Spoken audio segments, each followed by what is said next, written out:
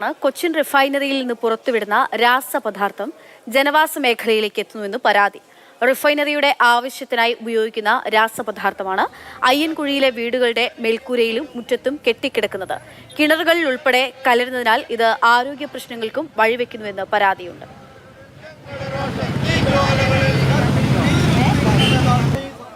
പിസിലിൻ്റെ തന്നെ പൊടിയാണ്, ഈ വേറെ HFCL-ൻ്റെ അല്ല ഈ സാധനം, ഈ പിസിലിൻ്റെ തന്നെയാണ്. അതിൻ്റെ വിശദമായിട്ടുള്ള കാര്യങ്ങൾ എനിക്ക് പറയാനറിയില്ല. കോടതിയുടെ നിർദ്ദേശപ്രകാരം തന്നെ മോണിറ്ററിങ് നടത്തി.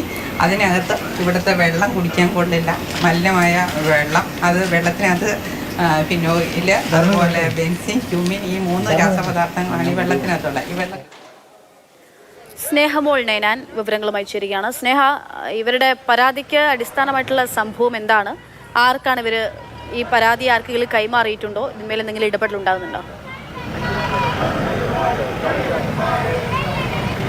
അക്ഷയ, ഇന്ന് രാവിലെ ആയിരുന്നു തൃപ്പൂണിത്തുറയ്ക്ക് സമീപമുള്ള അയ്യൻകുഴിയിൽ വീടുകളിലെ കിണറുകളിലടക്കം അതായത് മാരക രാസപദാർത്ഥമായ കാറ്റലിസ്റ്റ് വീഴുന്നു എന്ന് ആളുകൾ പരാതിപ്പെട്ടത്. അതായത് ആ പ്രദേശത്ത് താമസിക്കുന്ന ഒരാളുടെ കണ്ണിൽ ഒരു പൊടി വന്ന് വീഴുന്നതായി ശ്രദ്ധയിൽപ്പെട്ടു. തുടർന്ന് ചൊറിച്ചിലുണ്ടായി. തുടർന്ന് മറ്റ് ആളുകളോടും സമീപപ്രദേശത്തുള്ള ആളുകളോടും ചോദിച്ചപ്പോഴാണ് ഇത്തരത്തിൽ കാറ്റലിസ്റ്റ് തങ്ങളുടെ വീടിന് മുന്നിൽ വീഴുന്ന കാര്യം അവർ മനസ്സിലാക്കിയത്.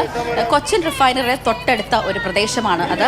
ഏകദേശം 44ഓളം കുടുംബങ്ങൾ അവിടെ താമസിച്ചിരുന്നു. പക്ഷേ നേരത്തെയും ഇത്തരത്തിൽ ഈ റിഫൈനറിക്ക് സമീപമായതിനാൽ ഈ മാരക രാസപദാർത്ഥങ്ങൾക്ക് തന്നെയും അവരുടെ വെള്ളത്തിൽ ഉൾപ്പെടെ കലർന്നത് കൊണ്ട് ഗുരുതര ആരോഗ്യ പ്രശ്നങ്ങളൊക്കെ ഉണ്ടായത് മൂലം അവിടെ നിന്ന് മാറി താമസിച്ചപ്പോൾ 23 പേർ മാത്രമാണ് ഇവിടെ താമസിക്കുന്നത്. 2023-ലും ഇത്തരത്തിൽ സമാനമായ സംഭവം ഉണ്ടായി എന്നാണ് ഇവിടെ പറയുന്നത്. അന്ന് MLA അതോടൊപ്പം തന്നെ ജില്ലാ കളക്ടർ അടക്കമുള്ളവർ സ്ഥലത്തെത്തി